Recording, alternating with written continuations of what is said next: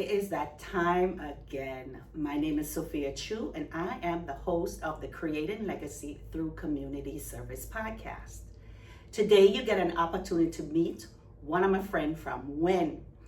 I've known Anton for a long time, over 20 years, I think, and I wanted just to circle back and have a conversation with him about where he's from in Jamaica, how he got to Michigan through Chicago, a little bit about his mom as an only child. You know, there's always those sweet little stories.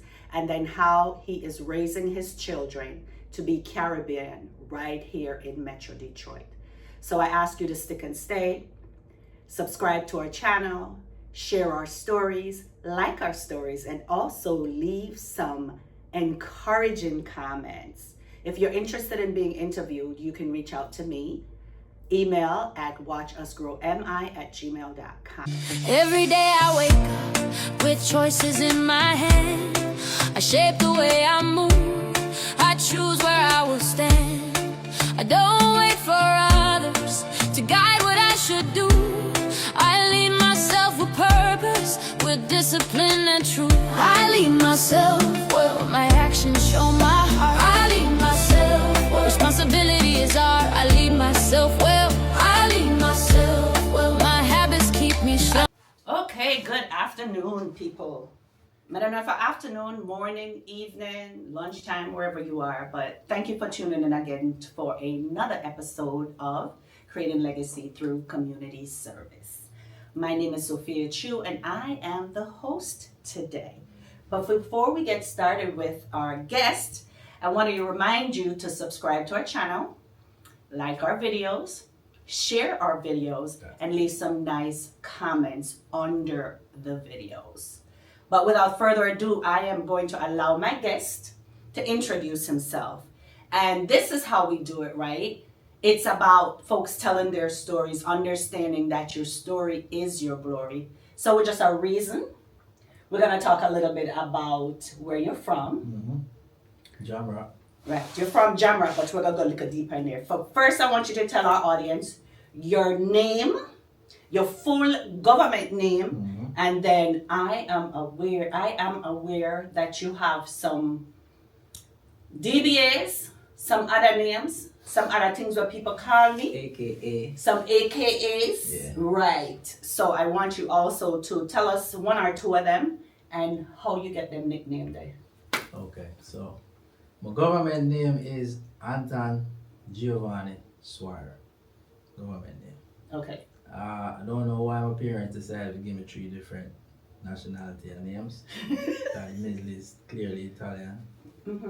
But my nickname is Tana. Right.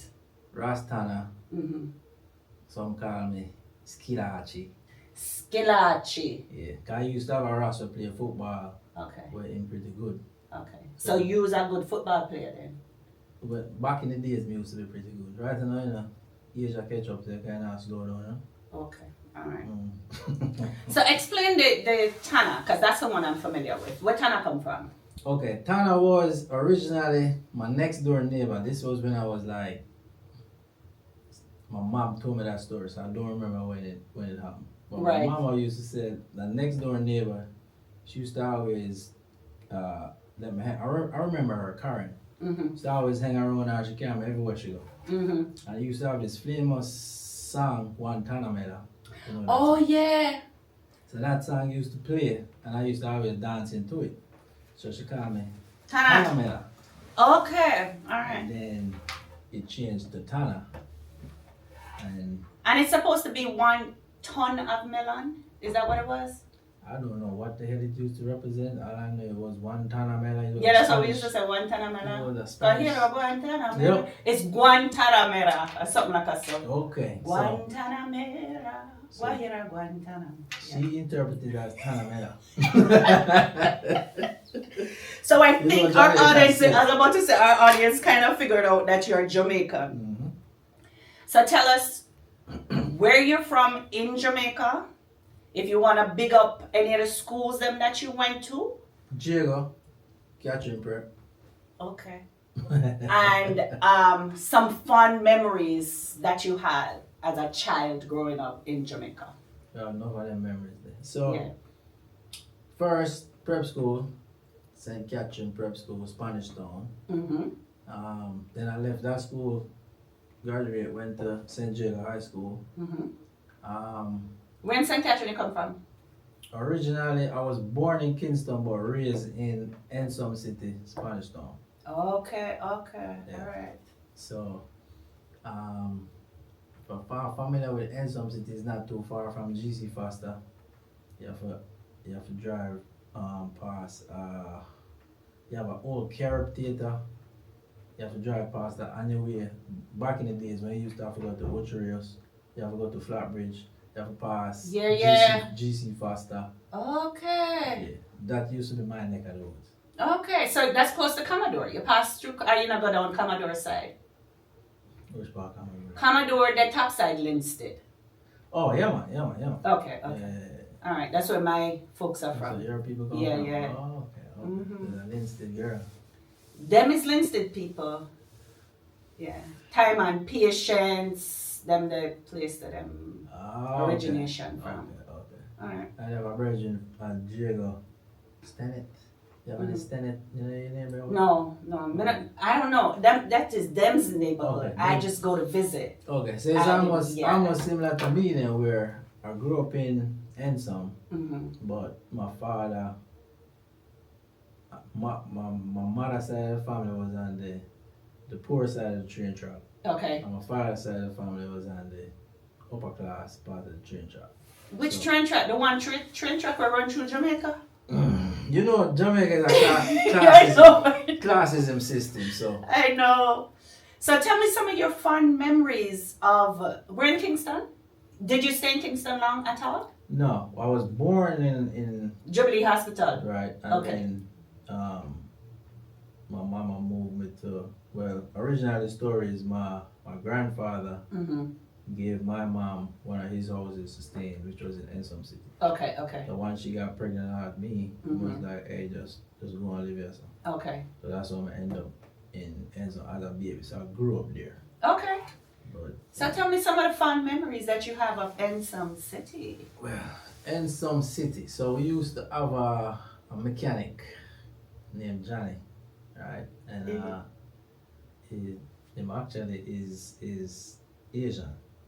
So he was, I think he was, I'm not sure what Asian country he was from, but I'm going to assume it was China.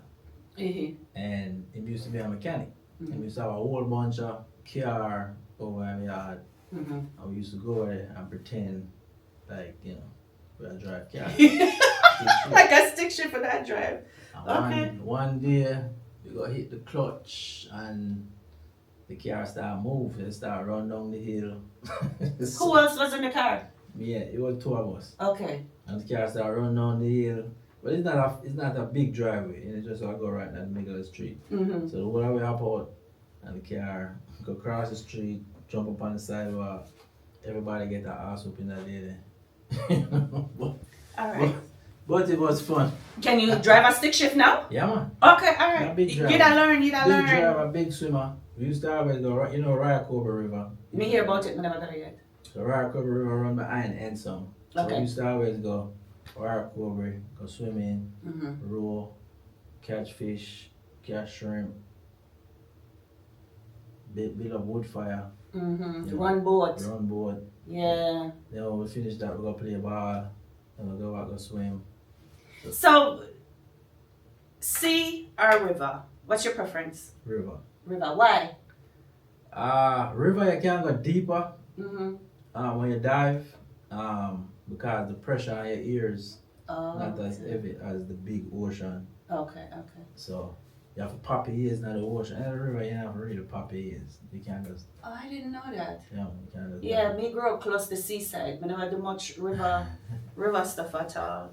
And the river you have the opportunity to climb up on trees and dive off. Yeah. And climb up on rocks and dive off. You can't really do that. No, you can't. What do you prefer as far as seafood? River or sea? Sea.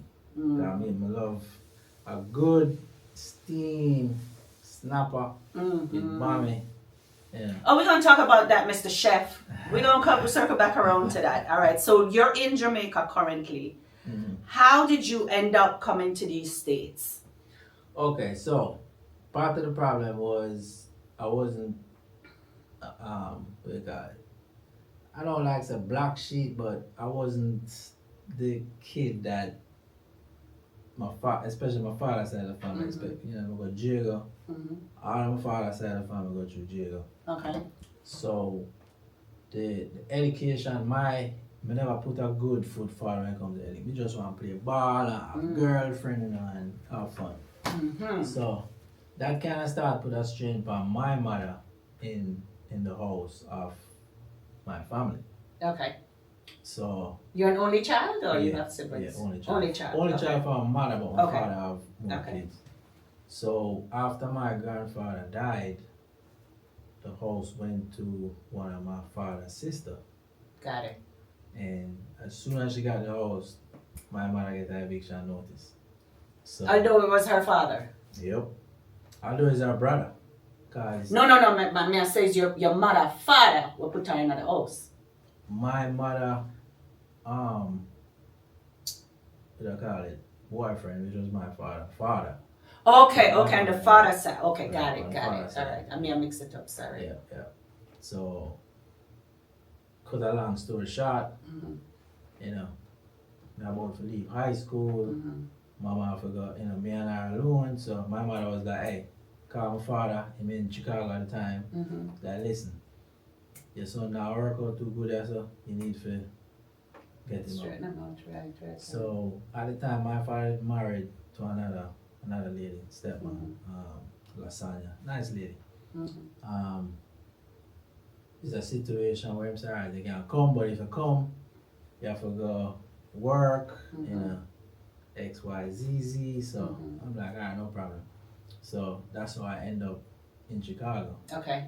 with him. But the good thing was I had an opportunity to go to community college in Chicago. Okay. So that kind of helped me out along the way. You know, one of the reasons why I end up here at PCI. What do you think of Chicago when you first came from sunny, warm, luscious? You know what? I used to visit a lot. Well, I wouldn't say a lot. I visited 2 times before, but it was summertime, so I was kind of used to, you know, traveling and all that type of stuff, and you know, different lifestyle. What I wasn't used to was the cool weather. Yo. So Windy City. Yo. So when the cool weather hit now, my body wasn't used to it, so my nose used to start bleed. Bleed. Oh, Wow. yeah. Oh yeah, especially when we have to catch the bus and go to school. Yeah. Yep. So, but after a while, you know, your body adjusts. Yeah. And you know, everything else was good. When did you become a Rasta? Were you a Rasta back home, or was that a United States thing? Well, from I was in high school, I would call it a Rasta. I used to always have that mindset. I think I was the first one in my crew that they used to start calling me mad when I was at jail. Start questioning certain things. So they say, hey, as in religious, when you say questioning certain things. Yeah, when I grew up in a Catholic church. Okay. So, cathedral to be exact.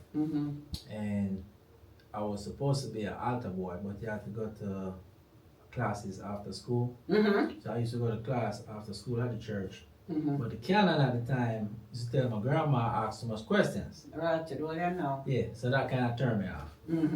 And I never get into the whole altar boy thing. But you still was going to church? Yeah. Still was going to the Catholic church? Still was going to church on Okay. Sundays. That's a, you know, Right. yeah, I forgot church. Right. So, but later on, when I used to play football, I used to play for Ensom City. Okay. And after the ball game, we used to just sit down and reason. And Ross, you know, Father Mitch, we used to always talk while we talk, you know, implement certain things. And one night was like, you know, this Ross makes sense. And we used to start asking certain questions. And instead of him saying, don't ask that question again, he used to say, go to the library, look this up, blase. And I remember him said to me, say, no, say, him say, come like you lose your self-confidence, because him notice me very quiet. And I say, much. So him used to tell, you know, say, a king and African this and blah, blah. So you more you go to the library and read.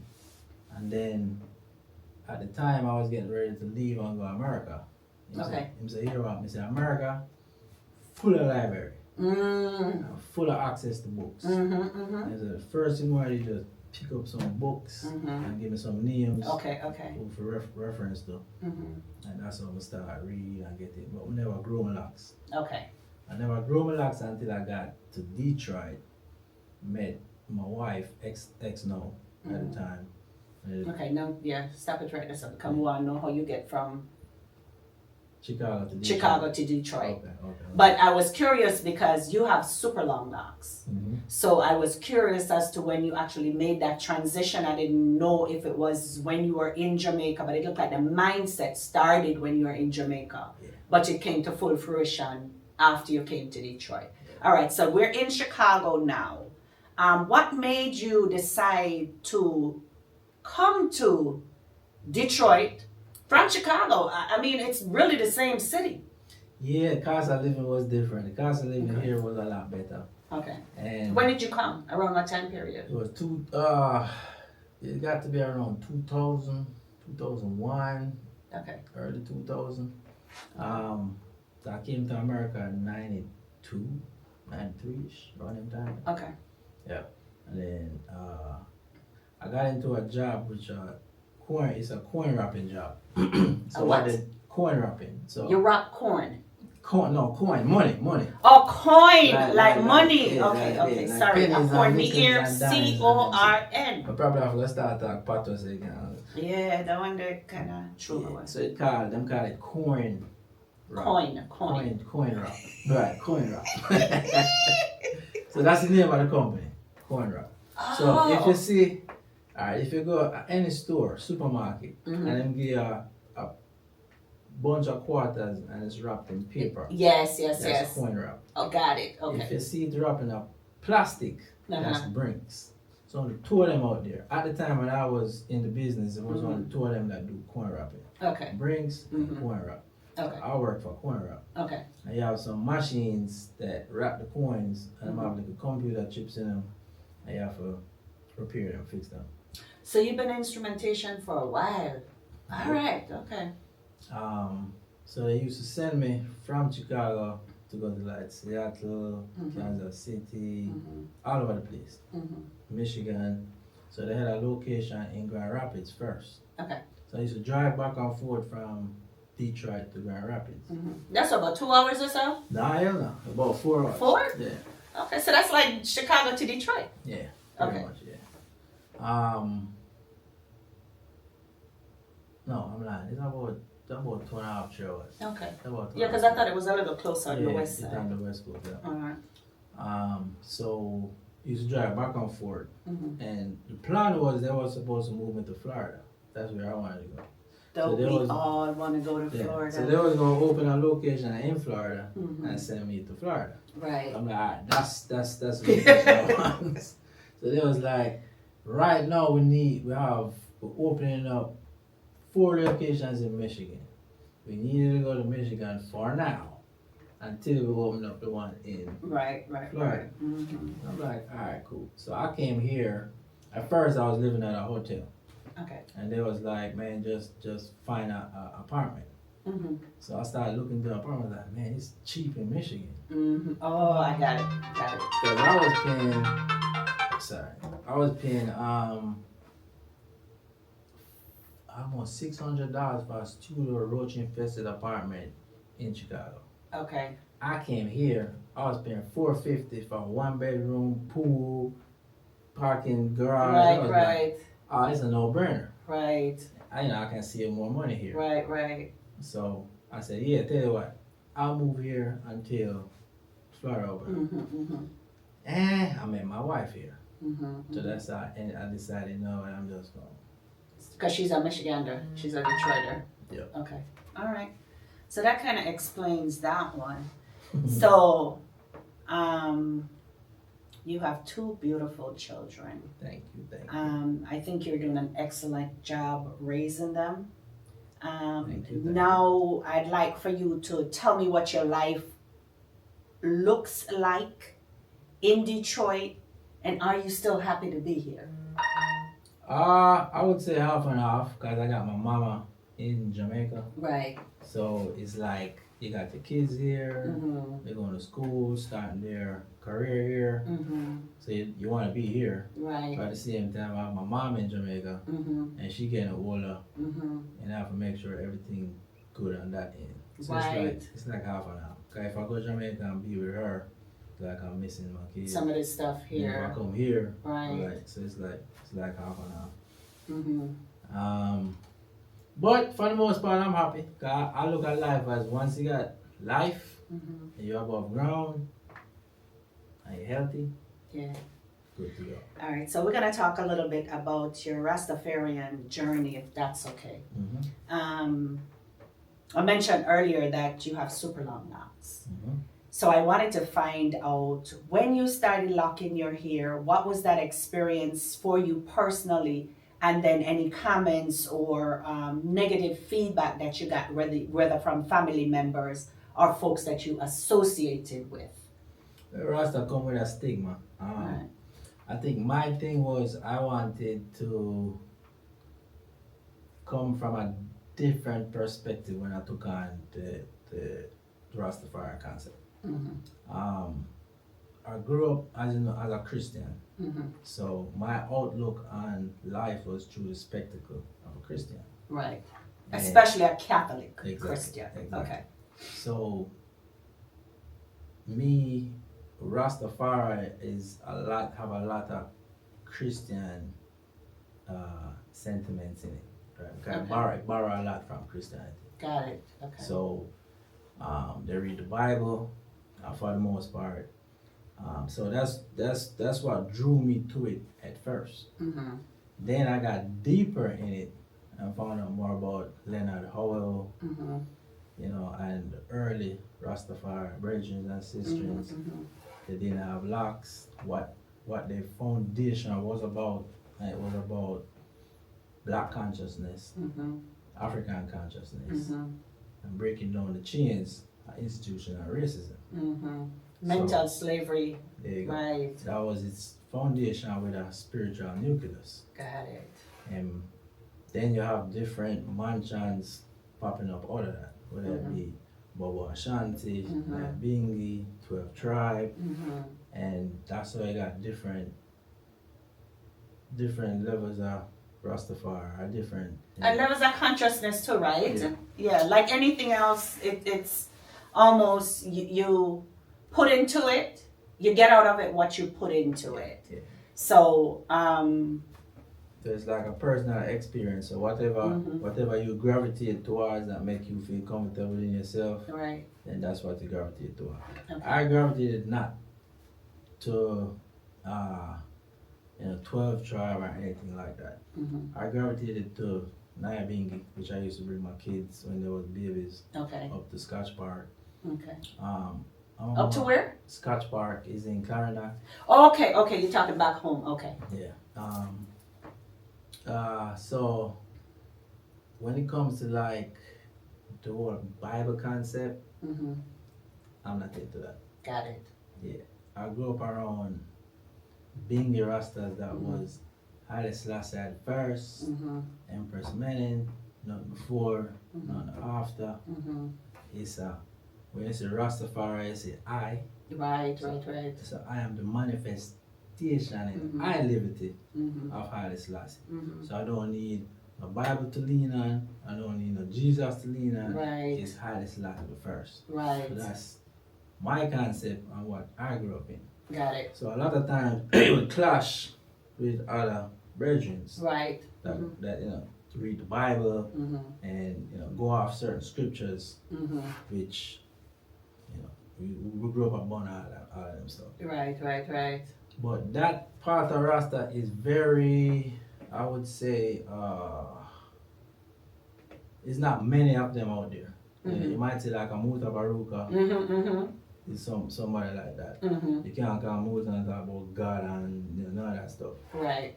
Okay. Similar concept here. How did your kids take to that? Because, knowing that it was how you kind of introduced spirituality to them, or I wouldn't even say organized religion, right? But just a belief in something outside of themselves to hold on to. If they are going a wrong way, they have some driving force that can keep them centered.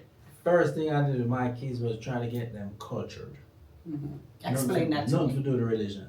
Okay. Just culture. Okay. Explain that. Culture meaning that I want you to know your Jamaican, African heritage, and I also want you to know your American, African heritage. Got it. Okay. So they used to go to Jamaica every summer. Edna Manley. Hell, you'd think they still go. Edna Manley. They went to summer school. They went to Scotch Park, like I said, Naibingi. So I wanted that culture in them. And then here they went to Marcus Garvey Academy.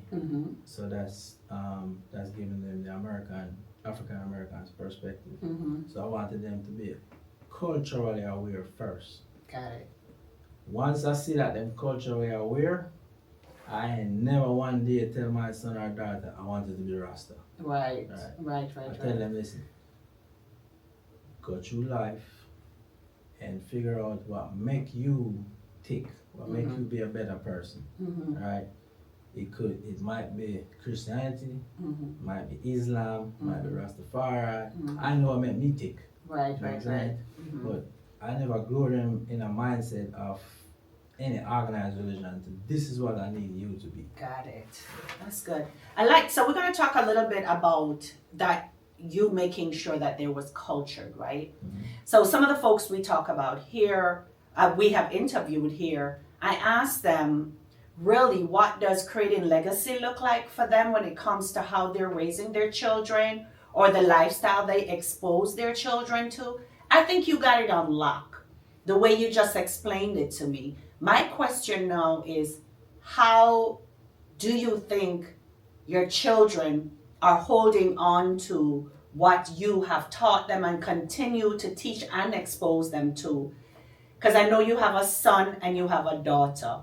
I wanted to know, you as a dad, looking at how you have opened their eyes in these different areas, how do you feel about that?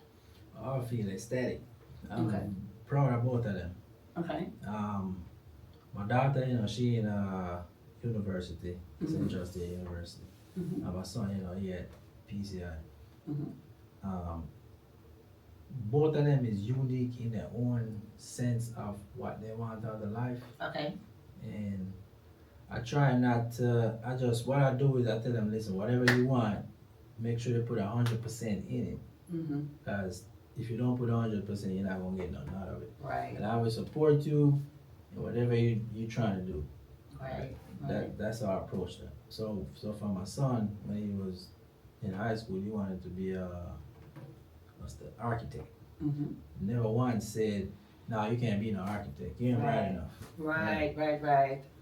Keep feeding him that mindset so he don't give up on himself. But he reached a point where he realized that, no, this architect thing is not going to work out for me. Right. So then he tried to figure his way out. And you can't tell kids what to do, especially when they reach a certain age. All you can do is guide them. So with him, I see him taking on a producer, keeping shows in Jamaica. Then I saw him making jewelry, selling. Now he on the social media thing, creating comedies and all that stuff.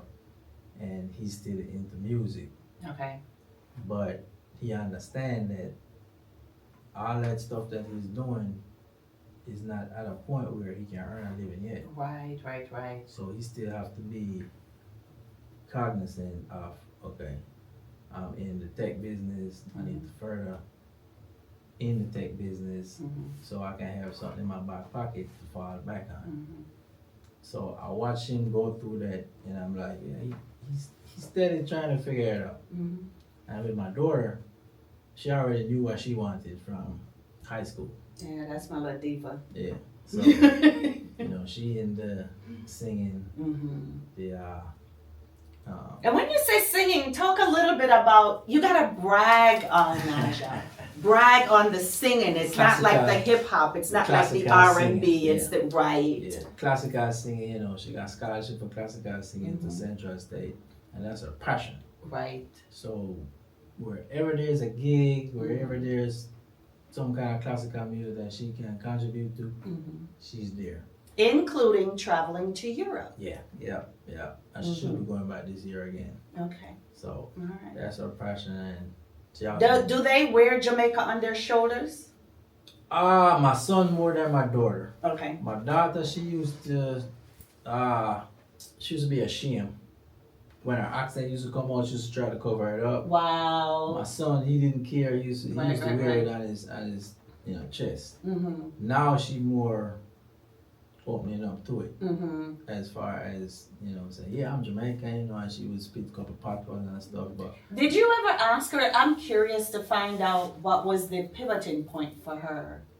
Because a lot of our children that we raised here in the U.S. trying to fit in. Yeah, they start out as totally Caribbean when they're in the house with you and they're little. But once they get around their peers and older, it's almost like for them to fit in or for them not to be bullied or for them to be like everybody else, they kind of lose the essence of what we have taught them. Yeah, I think part of that is it's a natural occurrence. You're surrounded by the majority of something else. So, it's going to seep into your culture. Right. And then I think what I noticed, I can't speak for all kids, is my daughter was more of wanting to fit in more than my son. My son was just, I don't care if you like me or not. Right. Speak however I want to speak. Right. My daughter was more, she trying to fit in, she wanted to have friends. But then she got to a point where she was like, this ain't working because, you trying to be like somebody else and they still not accepting you, so she like, no, I might as well just do me. Just do me. So now you see more of that coming out. But I think part of the problem is, and I blame some Jamaicans for this, is this: if you're not born in Jamaica, you're not Jamaican, even though you have Jamaican parents, and that, as minute as it seems, it affects these kids. It does. Because they really want to embrace the culture, but when people tell them, nah, you ain't Jamaican. You're a Yankee. Yeah, you're a Yankee. Yeah. I can see it affect them because sometimes hear them say, man, I don't even want to be no Jamaican. Right. Because I keep hearing that. So. All right, so we're going to talk a little bit about some of the stuff that you've done in the past. And you and I have known each other probably for 20-something years now. Long time. Yes. And you're the boss chef. I don't know if you still cook like that anymore, but... Pretty much just for the family. Just for the family now. So I wanted you to talk a little bit about, they always say Jamaican have 6, 7, 8, 9, 10 job. I want you to kind of talk us through some of the things that you have done in the past and what you're currently doing and how you feel about the transition from one role to the next to the other. Spreading your wings, trying to figure out what works for you and what your passion is. And have you circle back to what your passion is. You know what? It might sound weird. I don't really have the things that I love to do is just play football and swim. To be honest with you. Okay. Play football and swim. And you didn't make it to the Reggae Boys. Dare we say Reggae Boys? You know what? I should have did my schoolwork. Piper kicked me off of the St. Diego Pepsi team because I wasn't doing my schoolwork. So. Okay, so you mess up at the one day. Okay. Balance, And what about the swimming? You never got Olympics? We never had a pool. Swimmer. Diego, get a pool. Get a pool. One will have right over river. And you did well there. All right, so let's talk about some of the jobs, for lack of a better term, that you have done over the years to current day, right? I mentioned the chef. Jack of all trades. Yeah, for real. My job moved me here. Then I met a couple of Jamaicans that I knew from Spanish Town. Okay. You know one of them. They was trying to start the liquor they call it lawn care service, Okay. landscaping. Mm-hmm. So I used to help them renting the equipment because they needed a credit card to. Got it. Yeah, so I used to help them out, Mm-hmm. every now and then. Mm-hmm. So that was. So you was the money man? Not really. No, not You really. said the credit card, so I wonder Yeah, if I because you were at the doing time- rental with the credit card. At the time, me did steady. Okay, Now, all right. my, I'm still out of the tech business. Yeah, yeah. So, Okay. but them never have, they never had enough at Right. the time. Mm-hmm. So, y'all try to put the version them. Got it. Because you see what am I trying to do. Right. So I used to dibble and dabble in that a little bit. Mm-hmm. And then I started cooking food because what ended up happening was the job I was at, America still, I'm gonna bring in some racism thing in the conversation. It's okay. I used to be at the place where they start bringing in some younger Caucasian kids, Mm-hmm. and they start cutting my overtime. Mm-hmm. So, things get from bad to worse. I remember I just bought a house, and all of a sudden I buy the house, I noticed a lot of my hours start getting cut. Mm-hmm. Just some shitty stuff start going on. Mm-hmm. They used to be able to, I was a supervisor there also. So as a supervisor, you could leave at lunchtime without clocking out and come back. Mm-hmm. All of a sudden, I'm getting written up for leaving at lunchtime. So Mm-hmm. I kind of see certain things happening. I'm like, you know what, this ain't gonna work. So I did it again, and they gave me a 3-year suspension. Mm-hmm. And then I just didn't go back. Mm-hmm. Mm-hmm. So at the time, I'm like, you know what, the money I'm making, I was keeping a Selassie festival every summer. Okay. So I used to cook Ital stew and Mm-hmm. sell at the Selassie festival.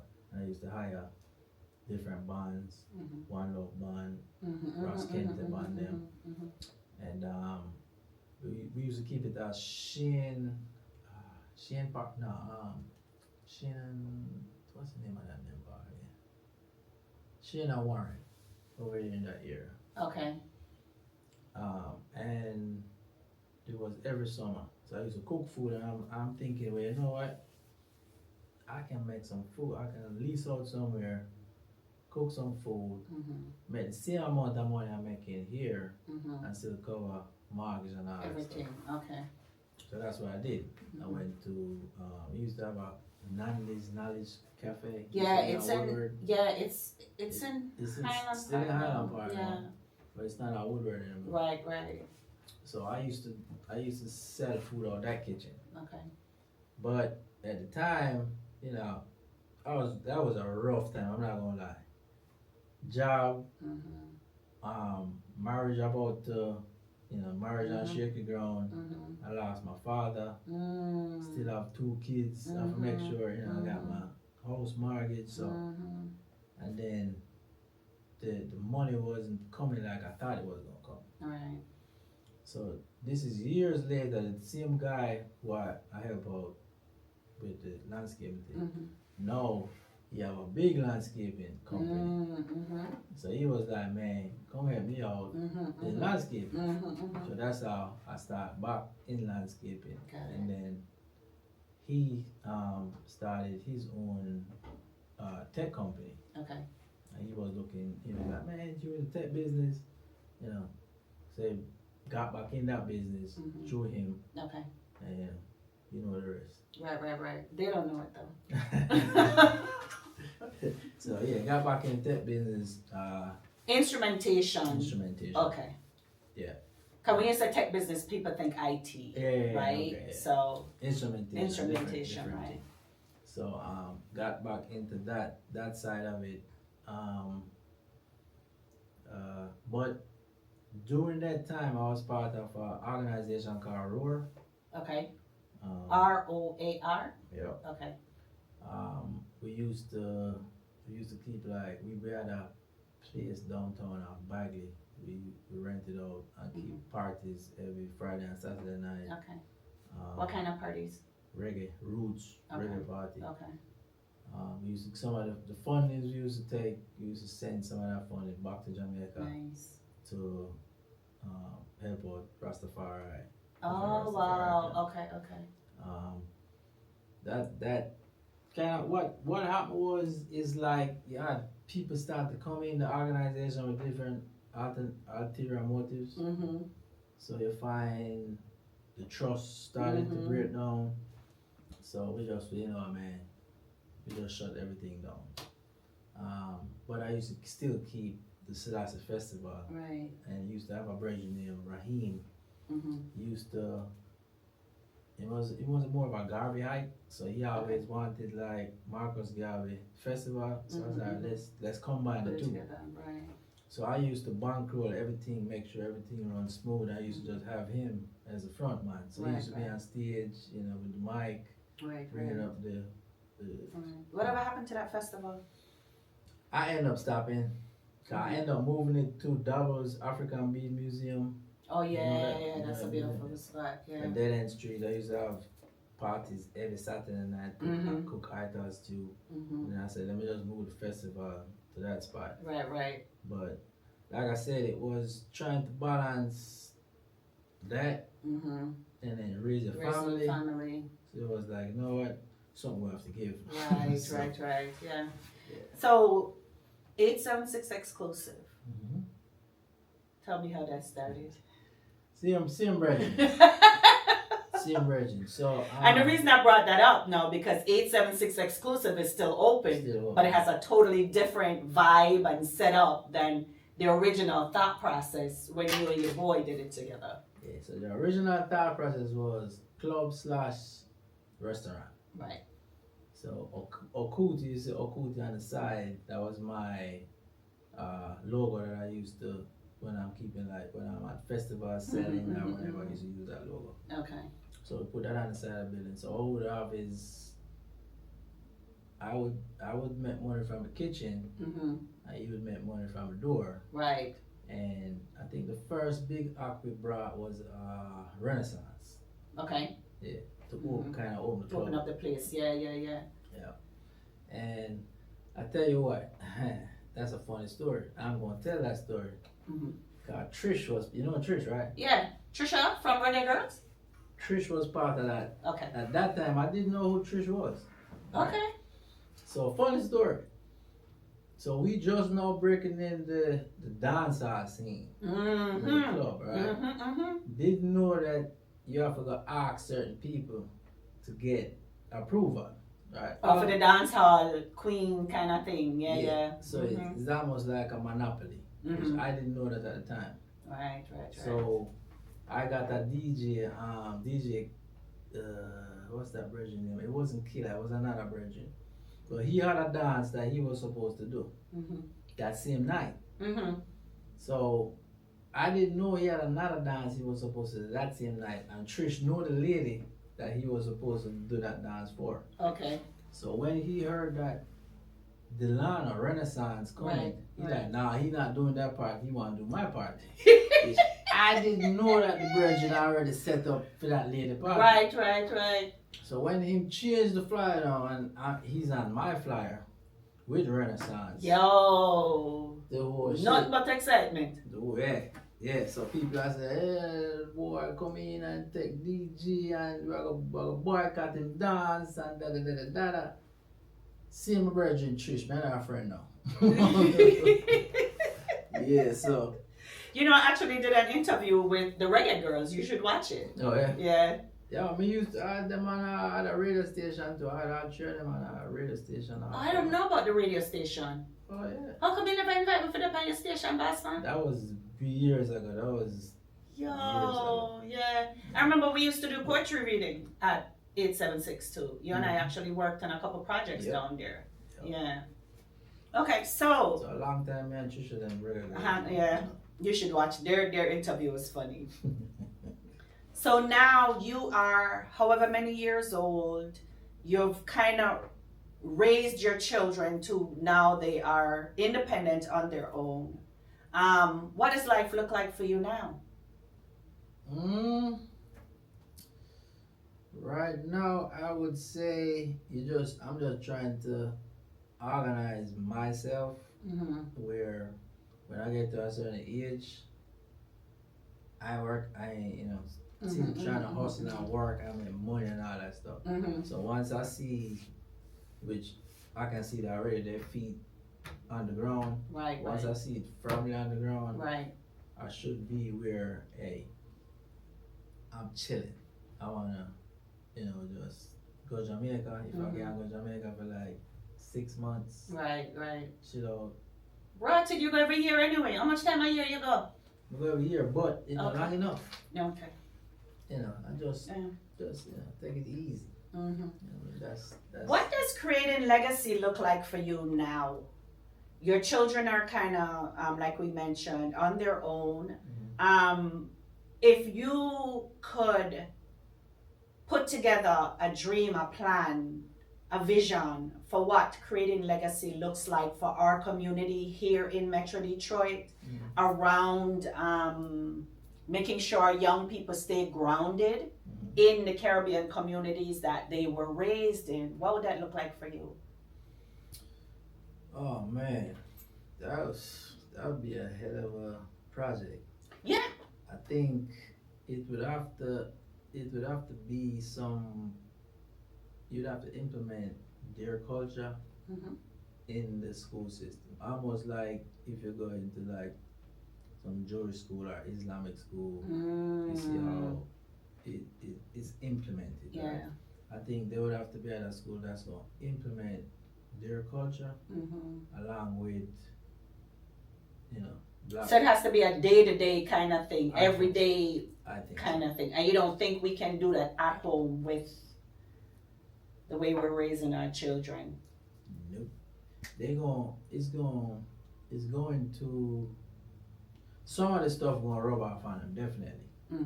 But a lot of influence is going to be from their peers at school. Right. And it's only so if they're surrounded with peers that have more in common with them from a Caribbean background, I think that makes sense. That would help out a lot. That makes sense. I wonder if there's a program. Because remember, we have that Melanin Girls program, right? So that's like a summer thing. Yeah. That help out somewhat, but I'm telling you, once they go to school and they start getting that peer pressure, that fit in peer pressure, right, then all that stuff goes out the door. Most of it anyway. Yeah.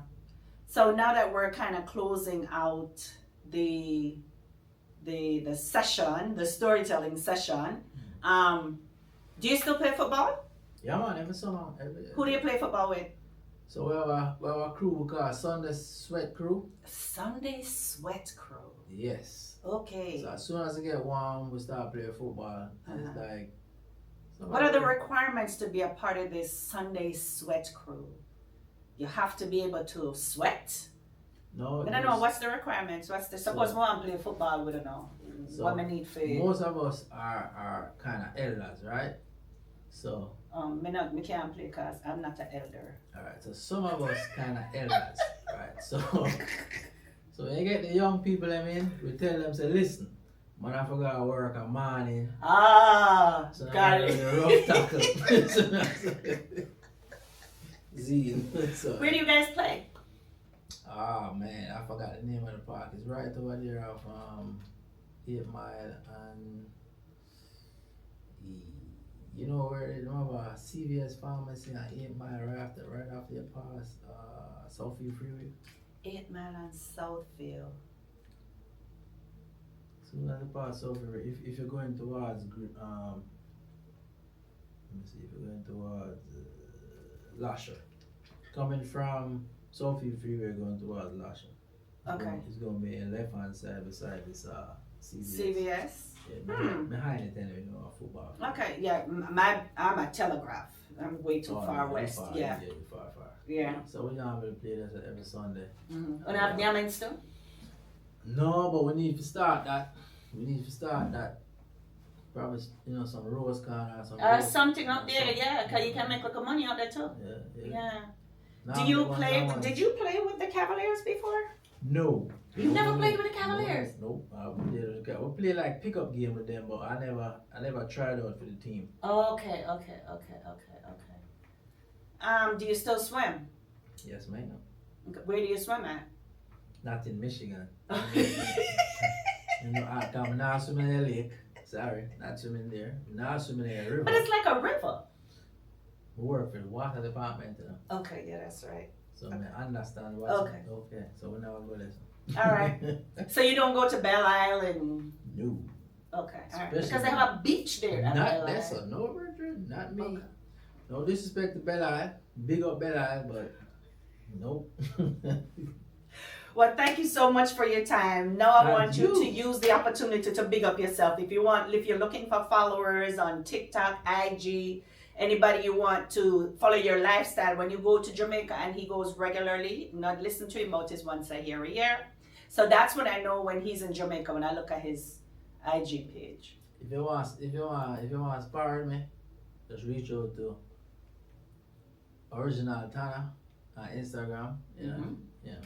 If you want some local vibes, you know. Okay. If me go on there, you know, we can try and bring us some local vibes, carry all over the place. Okay. All right, cool. Well, thanks again, Anton. Thank you. I appreciate you so much.